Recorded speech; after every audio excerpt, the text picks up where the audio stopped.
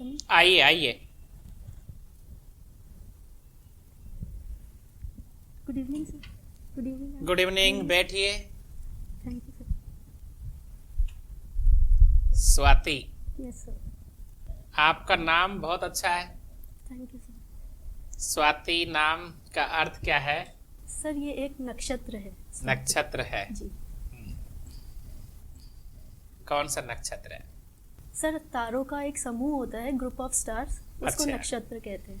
तो बहुत अच्छी सोच समझ के रखा है अपने परिवार ने ये नाम। तो जी सर, ये मेरी मम्मा ने रखा है। मम्मा ने रखा था। जी आप शाहपुरा की रहने वाली हैं। जी सर। आपने बीएससी किया है, जी सीपीजेड, जी और फिर आपने SS Jain Subodh girls PG college से एमएससी किया बॉटनी में। Yes sir.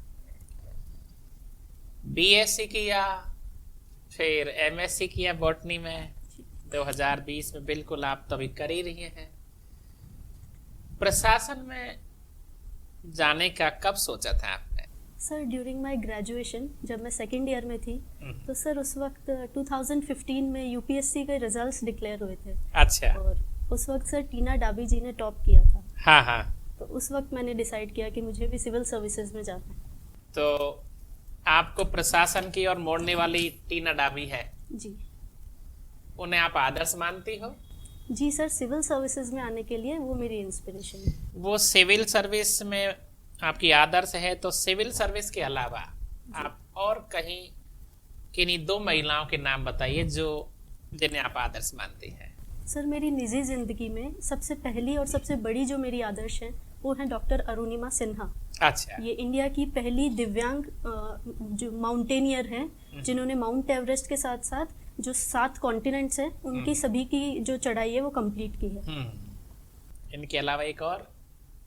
सर इसके अलावा ये अरुणा कहाँ की रहने वाली है?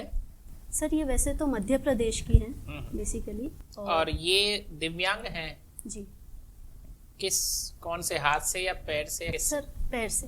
पैर से। पैर से दिव्यांग हैं जी और चुनौतीपूर्ण उन्होंने कार्य हाथ में ले लिया। जी तो ऐसी शक्ति कहाँ से आई प्रकृति को हराने की? अर्थात ईश्वर के साथ में या तो उन्होंने बैलेंस बनाया है, या फिर एक चुनौती जो होती है स्वीकार की। आपके जीवन में कोई घटनाएं घटी है कभी इस तरह की कि जिससे आपको लगा कि मैं जीवन, हाँ कोई घटना घटी और मैंने मेरे जीवन को बदलने में जी वहां पर कुछ सोचा था? सर, जब मैं अपने 12th स्टैंडर्ड में थी तो मैंने बायोलॉजी ऑप्ट किया था। अच्छा। उस वक्त मेरा ड्रीम था कि मुझे एमबीबीएस करनी है और डॉक्टर बनना है। लेकिन सर अनफॉर्चुनेटली मेरा वो सपना पूरा नहीं हो सका। I was very shattered. मतलब मेरे अंदर हिम्मत नहीं थी कि मैं आगे कुछ और सोच सकूं। लेकिन फिर मैंने हिम्मत जुटाई और उस चुनौती का सामना किया और फिर सिविल सर्विसेज की ओर मैंने अपना पूरा फोकस किया। आज आप क्या मानती हो, जैसे मान लीजिए आप एसडीएम बन जाती हो, कहीं कोई टीस तो नहीं रहेगी डॉक्टर की? No sir, with very much focus. और एक बार जब मैंने डिसाइड कर लिया तो फिर पूरी डिटर्मिनेशन के साथ यही सोचा। कैसे ललकारा उसको कि नहीं अब डॉक्टर नहीं, अब कुछ और, जी उससे बड़ा, उससे छोटा नहीं, क्योंकि वहां भी सेवा है और यहाँ भी सेवा है। यस मुझे दोनों की थोड़ी सेवा में अंतर बता दीजिए कि आरएस में जाकर, आईएएस में जाकर आप किस प्रकार से सेवा दे सकती हैं और मेडिकल में रह करके किस प्रकार से सेवाएं देती? सर, जो डॉक्टर होता है वो भी जन सेवा के लिए और भगवान के रूप में पूजा जाता है। उसी प्रकार से एक जो एडमिनिस्ट्रेटर होता है, प्रशासनिक अधिकारी, वो भी जन सेवा को ही अपना जो सबसे बड़ा धर्म मानता है। तो सर यदि मुझे दोनों ही फील्ड्स में एक सिमिलैरिटी दिखी कि मुझे डायरेक्ट जनता के साथ जो जुड़ाव है और जो मैं इंटेंशनली करना चाह रही थी उसी फील्ड में मैं रहूंगी यदि मैं प्रशासन में आती हूँ। इसलिए मैंने सोचा कि ये जो है मुझे ज़रूर करना चाहिए। अच्छा, जब आपने ये सोच लिया था सीनियर में, फिर बीएससी की, जी तो बॉटनी आपने किस लिए रखा? क्या सिविल सर्विस में आप आईएएस का एक पेपर के लिए बॉटनी रखना चाह रही हो या क्या करोगे? नो सर, सर बॉटनी में मेरा इंटरेस्ट था, Interest था। प्लांट्स में। और इसके अलावा सर मेरे जो पिताजी हैं वो एग्रीकल्चर फील्ड से हैं, तो मुझे लगा कि उनका गाइडेंस भी मुझे मिलता रहेगा। इसलिए आपका मोह छूटा नहीं वहां से कि आप बॉटनी लेती गई और प्लांट्स के प्रति आपका स्नेह रहा। जी सर। बोनजाई के जो पेड़ होते हैं, बोनजाई किसे कहते हैं? सर बोनसाई एक आर्टिफिशियल प्लांट की तरह ही होता है, ये घरों में गुड लक वगैरह के लिए रखा जाता है। बेसिकली तो सर ये चाइनीज जो संस्कृति है वहाँ से आया है। अच्छा। और जी सर। स्वाति, मेरे एक सवाल है, बहुत अच्छा, अच्छी तरह से समझेंगी। जी। कहते हैं जैसे बीज जब हम जमीन में डालते हैं, बोते हैं, वो अंकुरित जब होता है जब वो मिट्टी बन जाता है। कोई भी बीज पेड़ बनेगा, अंकुरित होगा, लेकिन अंकुरित कब होता है? जब वो मिट्टी में समा जाता है। जैसे मान लीजिए गेहूं का बीज है, चने का बीज है, जो कैसा भी बीज है, यदि वो ऐसा ही पड़ा रहा तो अंकुरित नहीं होगा। जी। क्या एक विद्यार्थी के रूप में आप मान सकती हो इस बात को कि जब तक एक विद्यार्थी अपनी तपस्या में लीन नहीं होता तब तक उसका लक्ष्य उसे पूरा नहीं मिलता? जी सर। तो बीज से तुलना कर सकती हो आप इस बात को? जी सर। चलिए, very good. Swati, yes ma'am. Botany में एमएससी की है, स्पेशलाइजेशन किस में था? जी मैम, बॉटनी। बॉटनी में जो फाइनल ईयर होता है उसमें स्पेशलाइजेशन? जी, प्लांट पैथोलॉजी। पैथोलॉजी क्या होता है? प्लांट पैथोलॉजी मैम ये प्लांट में जितनी भी डिजीजेस वगैरह होती है उनकी स्टडी की, कैसे वो इनिशिएट होती है, कैसे उसमें सिम्टम्स ग्रो होते हैं, उसके बाद कैसे हम उन डिजीज़ को ख़त्म कर सकते हैं, ये पूरा study. What is seed borne diseases? Seed borne disease ma'am बीज में जितने भी, जैसे कोई वायरस अटैक हो गया या कोई बैक्टीरियल डिजीज़ अगर ग्रो हो जाती है तो उन सभी को हम सीड बॉर्न डिजीजेस कहते हैं, जिसमें डायरेक्ट जो अफेक्ट होता है वो बीज पर होता है। अच्छा स्वाति, जो हार्मोन हाइट बढ़ाने के लिए प्लांट्स में रिस्पॉन्सिबल है उसका क्या नाम है? मैम कुछ हार्मोन्स होते हैं जैसे कि ऑक्सिन, जिब्रेलिन, साइटोकाइनिन, लेकिन मेनली जो होता है इसमें ऑक्सिन रिस्पॉन्सिबल होता है for stem growth. Sure? Yes ma'am. Gibberellin नहीं होता हाइट के लिए? मैम जैसा कि मैं रिकॉल कर पा रही हूँ इट्स ऑक्सिन। चलिए, एंजियोस्पर्म और जिम्नोस्पर्म में बेसिक डिफरेंस क्या है? मैम ये सीड बियरिंग जो प्लांट्स होते हैं, लेकिन उसमें जो फ्रूट या ओवरी जो डेवलप नहीं हो पाती है उन्हें जिम्नोस्पर्म्स में रखा जाता है, लेकिन जब उनमें ओवरी का डेवलपमेंट हो जाता है या एक कवरिंग जो फ्रूट की फॉर्म में आगे जाकर बनता है तो उसे फिर एंजियोस्पर्म्स में रखा जाता है। Tell me the botanical name of neem. Ma'am it's azadirachta indica. Mango? Mangifera indica. Babool? It's acacia nilotica. Acacia की कोई और वैरायटी? Sorry ma'am.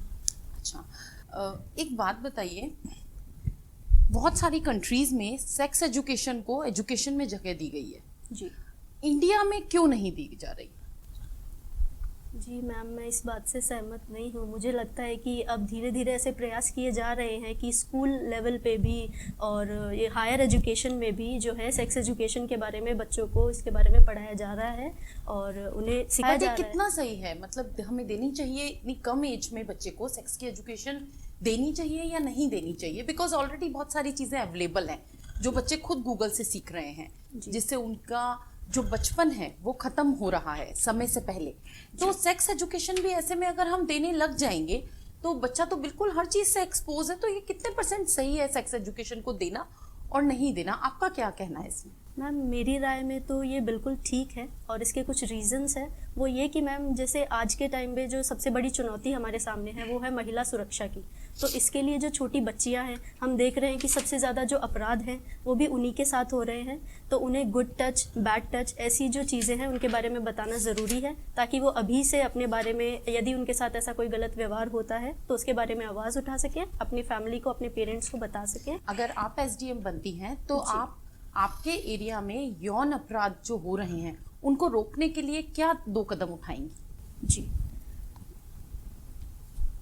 मैम, सबसे पहले तो मैं जो भी मेरा क्षेत्राधिकार का जो एरिया है उसमें जितने भी उच्चस्थ अधिकारी हैं उन सभी को एक विजिलेंस ऐप के माध्यम से कनेक्ट करूँगी, जिसमें मेरा साइंस का जो नॉलेज है वो भी काम आ जाएगा और उसके माध्यम से यदि मेरे क्षेत्राधिकार में उस एरिया में कोई भी ऐसी घटना होती है तो एक पैनिक बटन की तरह वो काम करेगा और उसके बारे में जो इन्फॉर्मेशन है वो सबसे पहले सभी के पास पहुंच जाएगी और उस पर तुरंत एक्शन लिया जा सकेगा, जो कि सबसे ज़्यादा ज़रूरी है आज के टाइम पे।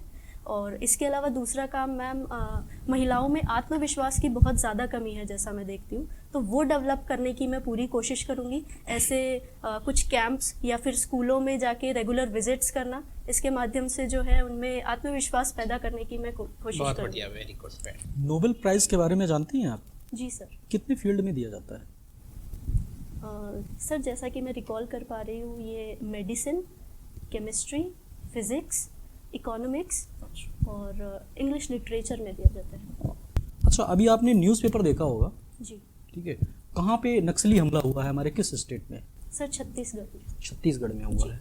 ये नक्सलवाद क्या है, इसके बारे में बताएंगे? सर नक्सलवाद एक ऐसी समस्या है जिसमें कुछ उस पर्टिकुलर रीजन के जो भी कुछ लोकल जो लोग हैं उनके द्वारा ही ऐसे ग्रुप्स बना लिए गए हैं कि वो जो एंटी गवर्नमेंट एक्टिविटीज़ में इन्वॉल्व हो गए हैं और वो चाहते हैं कि उनकी जो मांगे हैं वो उनको पूरा किया जाए और उनके जो एरिया है उसमें किसी और का या सरकार का कोई एनक्रोचमेंट ना हो। ठीक है। अच्छा, ये बताइए कि जैसे इंडिया में ये ज़्यादातर देखा गया है कि बच्चों में साइंस के प्रति रुझान कम है, ठीक है? साइंस के प्रति रुझान कम है, तो उसको प्रोत्साहित करने के लिए कोई योजना चलाई जा रही है, जैसे विज्ञान केंद्र स्थापित करने के बारे में, ऐसा कुछ? सर इसके लिए सबसे जो बड़ा एग्जाम्पल मेरे दिमाग में आ रहा है वो है अटल टिंकरिंग लैब्स, जिसके थ्रू जो है साइंस और इनोवेशन, इसके साथ साथ टेक्नोलॉजी से बच्चों को जोड़ने के लिए बहुत अच्छा। इस समय इंडिया में कितने स्टेट्स हैं? Sir 28 state. अभी लेटेस्ट में कोई एक स्टेट है ना, जो स्टेट था उसको डिवाइड किया गया और उसको यूनियन टेरिटरीज बनाया गया, जम्मू एंड कश्मीर। जम्मू एंड कश्मीर, उसको कितने भागों में डिवाइड किया गया है? सर 2 यूटीज़ में डिवाइड किया गया है, JNK और लद्दाख। JNK है। किस आर्टिकल को हटा के इसको ऐसा किया गया है? Sir article 370 and article 35A। 370 क्या, उसको क्या है, इसके बारे में बताएंगे? जी सर, आर्टिकल 370 में स्पेशल प्रोविज़न दिया गया है जम्मू एंड कश्मीर स्टेट को। उसमें ये कहा गया है कि वहाँ की जितनी भी लैंड एक्विजिशन वगैरह है तो उन पे जो अधिकार होगा वो वहाँ के लोगों का ही होगा और वहाँ की जो अगर लेडीज़ वगैरह हैं, वहाँ की फीमेल्स हैं, अगर वो यदि बाहर के स्टेट्स में किसी पर्सन से शादी करती हैं तो फिर वहाँ की जितने भी लैंड पर उनका राइट है वो सब समाप्त हो जाएगा। अच्छा, अगर पाकिस्तान के किसी आदमी से मैरिज करती हैं तो भी सर वो सेम ही रूल्स लागू होंगे। पाकिस्तान की अगर मैरिज करती हैं तब उनकी रहेगी, बट इंडिया की किसी अन्य पार्ट से करती हैं तो नहीं रहेगी। Thank you. स्वाति, बॉटनी में तो किया था MSc BSc, लेकिन RS की जब तैयारी की थी इसके लिए तो आपको सभी सब्जेक्ट पढ़ने पड़े थे। जी सर। राजस्थान में पढ़ा था। Yes sir. और आप शाहपुरा की हो, जयपुर जिले की हो। जी। बैराट के बारे में जानती हो? जी सर। क्या है बैराट, क्यों प्रसिद्ध है बैराट? सर ये जयपुर अलवर जो हाईवे है वहाँ पे स्थित एक छोटा सा शहर है और सर यहाँ पे जो है बौद्ध सभ्यता जो है उसके काफ़ी सारे अवशेष और प्रमाण मिले हैं और मौर्य काल के सम्राट अशोका के टाइम के कुछ मुद्राएं भी मिली हैं वहाँ पर। और इसके साथ ही सर वहाँ पर भीम डूंगरी है, बीजक डूंगरी है, ऐसे कुछ प्रसिद्ध स्थल, ऐतिहासिक स्थल है सर वहाँ पर जो भीम डूंगरी, बीजक डूंगरी और भी डूंगरियाँ बहुत है यहाँ पे था। जी।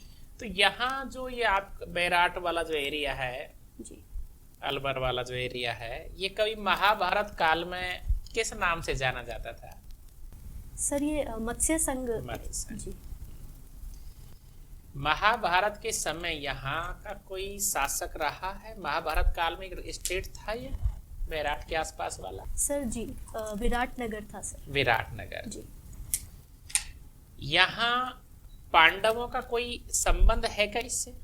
जी सर, पांडवों ने ऐसा कहा जाता है कि अपना जो 1 साल का अज्ञातवास है वो विराटनगर में ही बिताया था। और पांडुपुल महाभारत से संबंधित है, क्या है? जी सर, ये बिल्कुल महाभारत से संबंधित है। पांडुपोल की गुफाएं हैं, ये अलवर में है। पांडुपोल में भगवान हनुमान जी का मंदिर भी है। नदी बाणगंगा का नाम तो आपने सुना है, जी सर। ये कहाँ से निकलती है? सर ये अचरोल की पहाड़ियाँ हैं, वहाँ से निकलती है। इस नदी का भी कोई रिश्ता है क्या पांडव या महाभारत काल में? जी सर, ऐसा कहा जाता है कि जो अर्जुन थे पांडवों में, उन्होंने अपना तीर मारकर और बाण के थ्रू इसको जो है वो उद्गम हुआ था, इसलिए इसको बाण गंगा कहा जाता राजस्थान की कला संस्कृति भी आपने पढ़ी थी। है। जी राजस्थान में कोई ऐसी पेंटिंग है जो मोनालिसा के नाम से जानी जाती हो? जी सर, कोई चीज़? बनी ठनी। बनी ठनी। जी तो राजस्थान में जो बनी ठनी है जिसे हम मोनालिसा कहते हैं, तो मोनालिसा ये नाम कहाँ से लिया गया है? कोई मोनालिसा नाम और कहीं यूरोप में पहले पेंटिंग थी कभी? जी सर, ऐसी एक पेंटिंग थी, बट मुझे एग्जैक्टली कंट्री तो याद नहीं एग्जैक्ट याद नहीं आ रहा। भूगोल में भी आपकी तो रुचि होगी। है। जी सर। चलिए लास्ट सवाल बताएंगे आप। जी कर्क रेखा जो है भारत में कितने स्टेटों से गुजरती है? आराम से चलिए बताइए, कहाँ से प्रवेश करती है?